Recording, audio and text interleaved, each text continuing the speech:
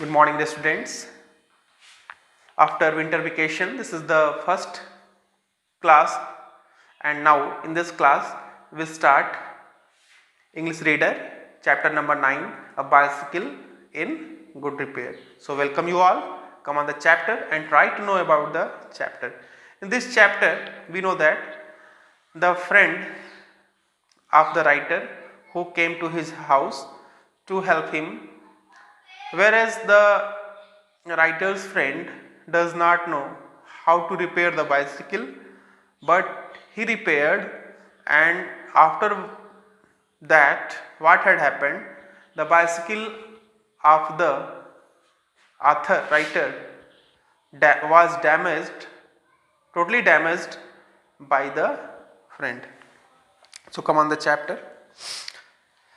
A man I, come on the first paragraph. A man I knew proposed one evening we should go for a long bicycle ride together on the following day, and I agreed. I got up early for me. I made an effort and was pleased with myself. So, what had happened? A man proposed, suggested the writer, the author, one evening for bicycle ride, and the writer became agreed became agree. On the next day, what had happened? On the following day, I agreed. I got up early, and the writer got up early on that day, and I made an effort and was pleased with myself. The writer was pleased with himself. He was happy. And what had happened? His friend, the person, came half an hour late on the following day. On the next day, I was waiting for him in the garden, and the writer was waiting the person in the garden, and it was a lovely day. The day was very lovely, the lovely day. He said, "That's a good looking machine of yours." And when the person came, he said that your machine bicycle is looking good, looks good. Your bicycle, good looking machine. He said that your bicycle is a good looking machine. It looks good. How does it run? He asked the question. Oh, like most of them, the writer answered. I answered, easily enough in the morning easily enough, and goes a little stiffly after lunch. And after lunch, it runs hard. The writer replied. He caught hold of it by the front wheel and the fork and shook it violently. And the person caught hold the bicycle it by the front wheel. He caught hold the front wheel and the fork. Fork in Hindi we say chimta, fork, and shook it, moved it, the front wheel violently, forcefully. Understand? I said, don't do that, you will hurt it. The writer said that, don't do it, you will hurt my bicycle. I did not see why he should say it. It had not done anything to him. Besides, if it wanted shaking, I was the proper person to shake it. And the writer was confused that I did not see why he should shake it. The writer was thinking that why he was shaking it. It had not done anything to him because the cycle was in good condition. The cycle had not done anything for him. Besides, if I wanted, it wanted shaking. If my bicycle needs shaking, I was the proper person to shake it.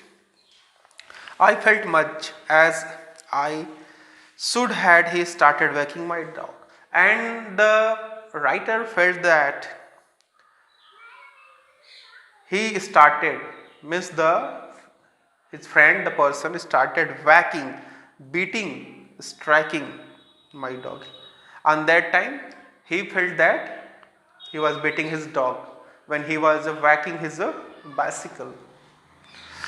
He said this front wheel wobbles, and he said that the front wheels wobbles means unsteady, moving, move unsteadily from side to side. I said, it does not if you don't wobble it. It did not wobble. As a matter of fact, nothing worth calling a wobble. And the writer said that it does not if you will not wobble it, move it. It did not wobble. As a matter of fact is that nothing worth calling a wobble. It is not right to call wobble to my machine. The writer said. He said, "This is a dangerous. Have you got a hammer?" I ought to have been firm, but I thought that perhaps he really did know something about the business. And what had happened? He said, this is dangerous to wobble, to move the front wheel, the wheel. Have you got a hammer? He said that, have you got a hammer? I ought to have been firm. On that time, I ought to have been firm, steady.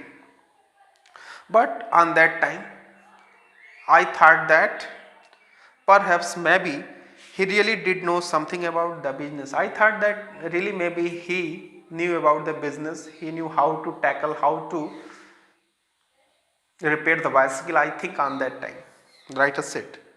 I went to the tool shed, and afterward he went to the tool shed to see what I could find. And when I came back, he was sitting on the ground with the front wheel between his legs. He was playing with it, twiddling it round between his fingers. The remnant of the machine was lying on the gravel path beside him.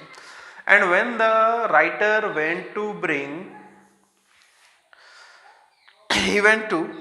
hammer from the tool shed, and when he returned, he got that the person was sitting on the ground, and the front wheel between his legs. The front wheel was between his legs, and he was playing with it. Twiddling means turning. He was turning it round between his fingers. And the remaining part of the machine bicycle was lying on the gravel. Gravel means a stony path beside him. He said, it looks to me as if the bearings were all wrong. And the person said that it looks to me as if the bearing means ball bearing. He said that ball bearings were all wrong, not in good condition. I said, don't you trouble about it anymore. You will make yourself tired. Let's put it back and get off. Afterward, the writer said that, don't come in trouble about it anymore, and you will make yourself tired. So please, let's put it back in the proper condition and get off from my home. The writer said. He said, we may as well see what is the matter with it. Now it is out. He talked as though it had dropped out by accident. And the person said that we may as well see what is the matter with it. We may see that what is the matter with the bicycle. Now it is out. Now this time the wheel has come out. So he said that we have to see. He has to see the problems. He talked as though it had dropped out by accident. And he talked just like that. By chance, all the things, the parts of the machine came out by chance. He said in this way. Before I could stop him, he unscrewed something somewhere, and out rolled all over the path some dozen or so little balls. And before I could stop him, he had unscrewed something somewhere, everywhere in a scattered fashion, and out rolled all over the path. All over the path, stony path, everything everywhere was scattered. Some dozens or so little bearing balls on the stony path. Catch them, he shouted. Catch them. We must not lose any of them. He was quite excited about them. He was quite excited about them, and he said that catch them, catch them. We grovelled around for half an hour and found 16. He said he hoped he had got them all, because if not, it would make a serious difference to the machine. We grovelled. Grovelled means crawled on the ground. Means that they bent down and started crawling. Around half an hour they searched and found 16 bearing balls, and afterward the person said he hoped he had got them all. He said that he hoped that he had got all the bearing balls, because if not, it would make, and he said that if we would not get all the bearings ball, it means that what will happen, it would make a serious difference to the machine, it would create a serious problem to the machine. And I put them for safety, and for the safety purpose the writer put all the bearing balls in his hat. It was not sensible, the it was not the way of wisdom, it is not the matter of wisdom to keep the bearing balls in hat. I admit, the writer agreed. He then said that while he was about it, he would see to the chain for me, and at once began taking up the gear case. Afterward, the person said that while he was repairing the bicycle, he would see to the chain for me. For the writer, he said that. At and at once began talking and sorry at once he started taking off the gear case. He started to taking off the gear case from the place. I did try to dissuade him from that, and the writer tried to dissuade. Dissuade means here pursued or advised not to do something. I did try to dissuade, pursued, advised or not to do something. He wanted to say something. From that, I told him what an experienced friend of mine once said to me solemnly: if anything goes wrong with your gear case, sell the machine and buy a new one. It comes cheaper. So, once a time, the friend of the writer said to him, if the problem comes in your gear case, you have to change your bicycle and purchase a new one. Understand? So, his friend said to the writer solemnly means seriously that you have to purchase new bicycle if the problem comes to your gear case. He said people talk like that who understand nothing about machines. Nothing is easier than taking off a gear case. And afterward he said that people don't know about this matter, and it is very easy to tackle the problem of gear. Nothing is easier than taking off a gear case.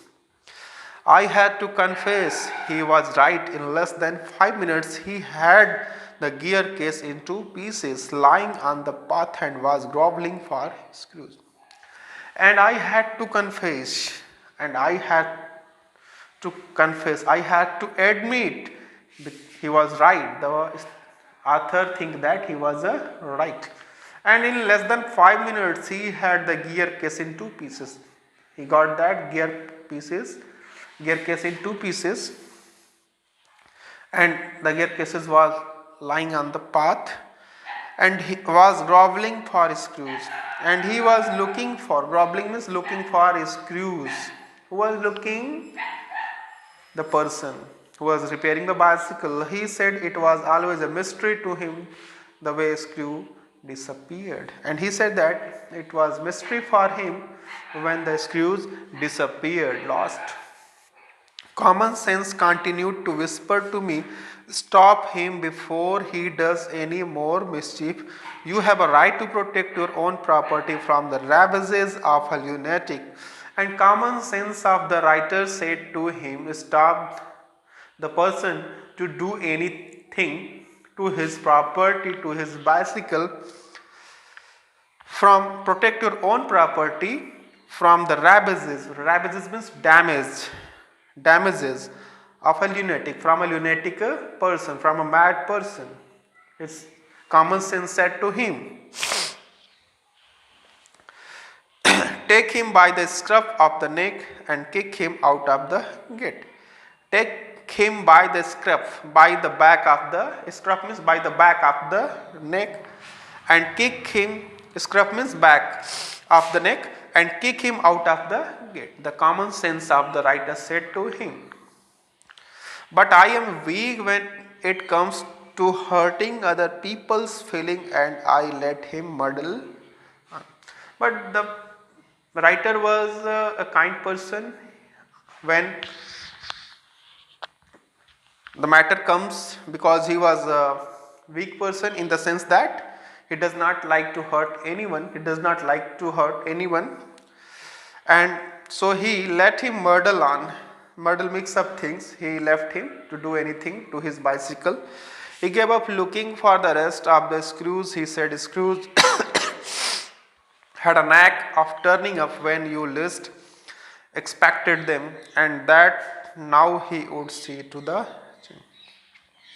Afterward, he gave up looking for the rest of the screws. He left to search the rest screws, and he said that screws had a trick of turning up when you expected them. He said that he always felt such type of trick problem, and when he repaired the bicycle, turning up when you least expected them. He said screws had a knack of turning up when you least expected them, and that now he would see to the chain. And afterward he left to search the screws and started to work on the chain. Afterward he tightened the chain till it would not move. Afterward the chain was very tight, so the chain was not moving. Next he loosened it until it was twice loose as it was before. Then he said we had better think about getting the front wheel back into its place. Afterward, when he was unsuccessful for tightening the chain, he went and he thought about to place the front wheel back into its place again. I held the fork open and he worried with the wheel. At the end of 10 minutes, I suggested, and I held the fork open, and on that time the writer opened the fork and worried with the wheel, and he was worried with the wheel. He opened the fork in the front part, and at the end of 10 minutes I suggested he should hold the fork and that I should handle the wheel, and we changed places. And afterward they changed places. At length we did get the thing into position.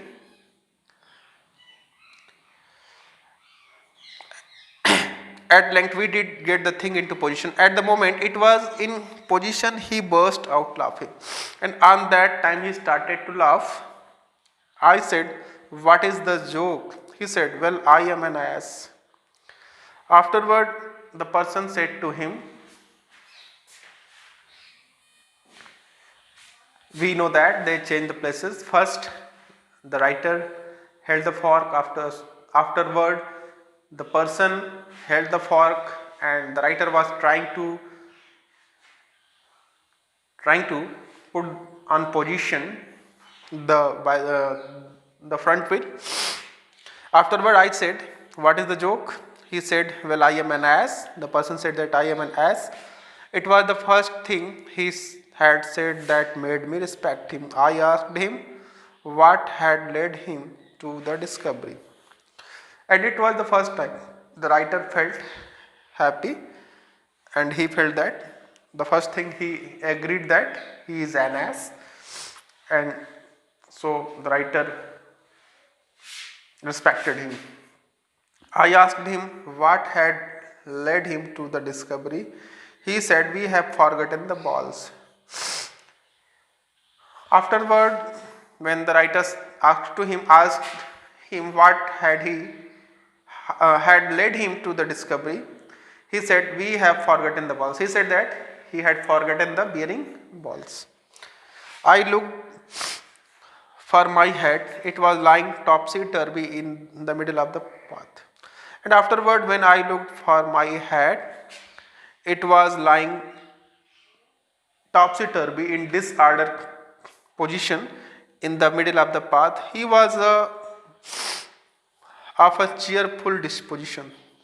The person was of cheerful disposition means temperament.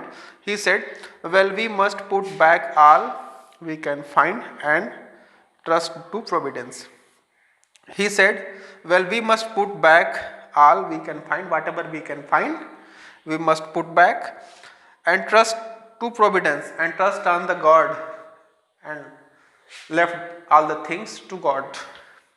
We found 11, we fixed 6 on one side and 5 on the other, and half an hour later the wheel was on its place again. So afterward they fixed 6 one side, 5 another side, and afterward the wheel was on its position. It need hardly be added that it really did wobble now. A child might have noticed it. He said it would do for the present. And afterward, when the wheel was on position, it need hardly be added that, it was hard to say that, added that it really did wobble now. The front wheel was also wobbling, moving, was unsteady condition, and a child might have noticed it. He said it would do for the present. I said, watching you do this is of a real use to me. It is not only your skill that fascinates me, it is your cheery confidence in yourself, your inexplicable hopefulness that does me good. The writer said that watching you do this is of a real use of me. It is a real use of me because it is not only your skill that fascinates, it is not your skill that fascinates, attracts me. It is your cheery, pleasant, happy mood, your confidence in yourself, your inexplicable, mysterious, which we can't explain, inexplicable hopefulness that does me good. The writer was feeling happy to see him to do that. Thus encouraged, he set to work to refix the gear case. He stood the bicycle against the house and worked from the left off side. So afterward he was encouraged and started to work on the gear case. He stood the bicycle against the house and worked from the off side. Then he stood the bicycle against a tree and worked from the on side. Understand? Off side, on side means both side. This is known as on side, this is known as off side. Understand? So he worked towards on side and afterward off side. And in cricket you have seen, in the front part is known as on and this part is known as off. So he worked from the both sides. Then he stood it against a tree and worked from on side, then from it held it. Afterward the writer, I held it for him while he lay on the ground. The person was lay on the ground with his head between the wheels, and his head was between the wheels, and worked at it from below, and he was working at it from below, and dropped oil upon himself. And he dropped oil upon himself. Then he took it away from me and doubled himself across it till he lost his balance and slid over onto his head. Then he took it away from me, and then he took it, the bicycle, from me and doubled himself across it.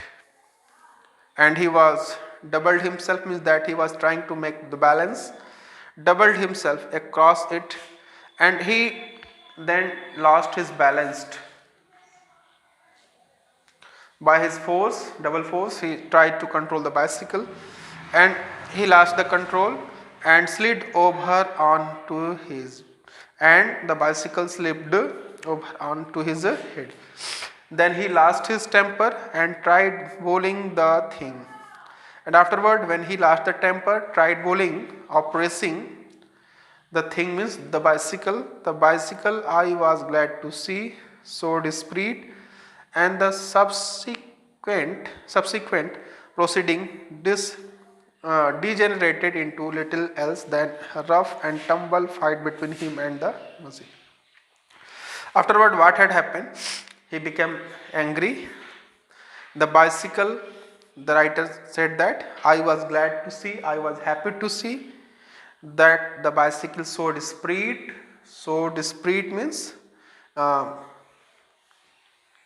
living mode. The cycle was in living mode on that time, showed spirit something. And the subsequent later, when he was repairing the bicycle, later proceeding degenerated into little else than a rough and tumble fight between him and the machine. Degenerated into, were reduced. Proceeding degenerated into the little else than a rough and tumble. So there was a rough and tumble fighting. Rough and tumble means the little else than a rough and tumble in confusing order, in disorder, and degenerated into little else than rough and tumble fight, and in the bicycle was in disorder, and the subsequent proceeding degenerated into little else than a rough and tumble fight, confusing, disorder. There was a fighting between him and the machine. Understand? One moment the bicycle would be on the gravel path, one moment the bicycle was on the gravel path and he on top of it, he was top on the bicycle, top of it, and the next the position would be reversed. He would be on the gravel path, lying on the gravel path, and the bicycle on him. Now he would be standing flushed with victory, and afterward he stood flushed with victory. His face was looking flushed means red, in cheerful disposition, just like he won the battle. He was the victorious. Flushed with victory, the bicycle firmly fixed between his legs. And on that time, the bicycle was firmly placed between his legs, but his triumph would be short lifted. But his victory was a short lift. By a sudden quick movement, it would free itself and turning upon him, hit him sharply over the head with one of its handle. By a sudden quick movement, it would free itself. The cycle became free from his hand and turned upon him sharply over the head with one of its handles. At 1:15, dirty and disheveled, cut and bleeding, he said, I think that will do, and rose and wiped his brow. So we know that at 1:15 means that 12:45, 1:45, on that time from morning to afternoon, he was dirty and disheveled. He was looking disheveled means untidy, cut there was a cut mark on his head and bleeding. He said, I think that will do. And he rose and wiped his brow. And he wiped his brow. The bicycle looked as if it also had enough of it, which had received most punishment. It would have been difficult to say. And on that time, it was felt that the cycle had got the punishment, more punishment. I took him into the back kitchen where, so far as possible, he cleaned himself. Then I sent him home. And afterward, the person came to the kitchen where he cleaned himself, and afterward, the writer sent him to his home. So, in this lesson, we get that the writer's friend was unknown about the repairing of the bicycle, but he worked hard with cheerful disposition, with positive energy, with positivity, and he tried to make the bicycle. So I hope that you have understood the chapter. Thank you. Dear student, now we will read the poem Garden Snake. The child was afraid of snakes, but his mother said to him that all snakes are not dangerous, and this is the only garden snake who eats grass. So come on the chapter and try to understand the poem. Garden Snake composed by the poet Muriel Yelsone. Have you ever seen a snake fighting a mongoose or getting into a hole or swimming in the river? Almost everyone believes that snakes are dangerous. Some are, most are not. Read this poem on a harmless garden snake. I saw a snake and ran away. Some snakes are dangerous, they say, but mother says that kind is a good and eats up insect for his food. In the first stanza, we get that the poet, when he was child, he thought that, and when he saw a snake in his garden, I saw a snake and ran away, and he ran away because he was fearing, he was afraid of to the snake. Some snakes are dangerous, they say. People say that some snakes are dangerous. But the poet's mother says to him that this kind is good. Means that the garden snake is good.